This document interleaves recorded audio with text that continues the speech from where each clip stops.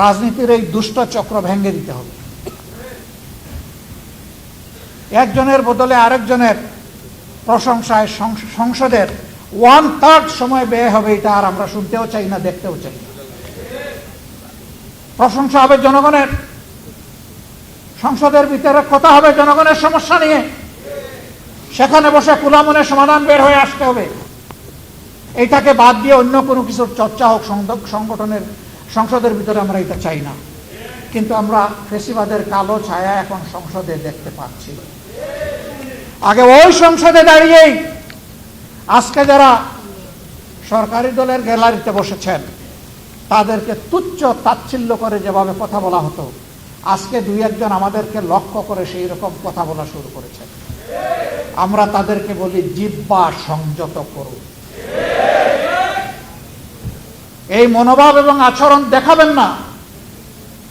জুলাই যুদ্ধের মধ্য দিয়ে যেই প্রজন্ম, যেই দেশ গড়ে উঠেছে, এই দেশ কারো চক্রাঙ্গানির পরোয়া করে না। অতীতে যারাই আচরণ করেছে তাদের পরিণতি চোখের সামনেই দেখতে পাচ্ছেন। মনে রাখবেন, অপকর্ম করলে আগেরটার চাইতে পরের পরিণতি আরো ভয়ঙ্কর হয়। সে পথেই তো হাসছেন। বাইরে তো আপনাদের পদাচারণা দেখছি না, সব কিছু কুক্ষিগত করছেন। বাংলাদেশ ব্যাংকে অভ্যুত্থান করার পরে এখন দেশের সবচেয়ে বড় ব্যাংক, এখন ইসলামী ব্যাংকে আবার নতুন করে অভ্যুত্থান শুরু হয়েছে। যে ব্যাংক দেশের রিমিটেন্সের শতকরা 32% একা আহরণ করে, এই ব্যাংকের যদি অস্তিত্ব বিপন্ন হয়, বাংলাদেশের অর্থনীতি বঙ্গোপসাগরে চলে যাবে। সাবধান করে দিচ্ছি, এইটাকে দলীয়করণ করবেন না। যদি দলীয়করণ করেন ব্যাংকগুলোকে একটার পর একটা, জনগণ আপনাদেরকে ছেড়ে কথা বলবে না।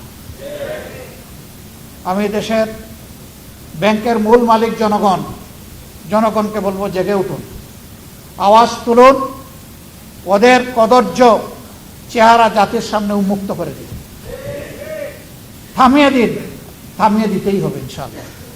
আমরা আবারও কথা দিচ্ছি, শুধু রাজনীতির পট পরিবর্তন নয়, সংস্কৃতির আমূল পরিবর্তনের জন্য আমাদের এই লড়াই।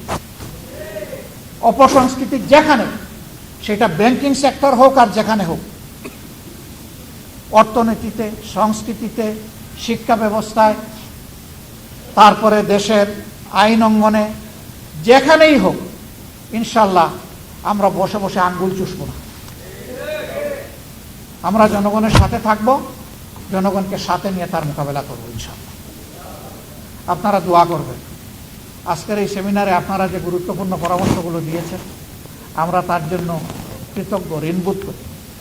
আপনাদের পরামর্শগুলো অন্তরে ধারণ করে আগামীর পথ চলা আমরা যেন নির্ধারণ করতে পারি, এবং সেভাবেই যেন মহান আল্লাহর উপর ভরসা করে আমরা জাতির সাথে থেকে, জাতিকে সাথে নিয়ে এই দাবিগুলো যেন আদায় করতে পারি। আল্লাহ যেন তৌফিক দান করে। আপনাদের সকলকে আমরা কৃতজ্ঞতা এবং ধন্যবাদ জানাচ্ছি। কথা কম, কাজ বেশি। কাজ শুরু হয়ে গেল, সফলতা নিয়ে গড়ে ফিরবো ইনশাআল্লাহ। আসসালামু আলাইকুম ওয়া রাহমাতুল্লাহ।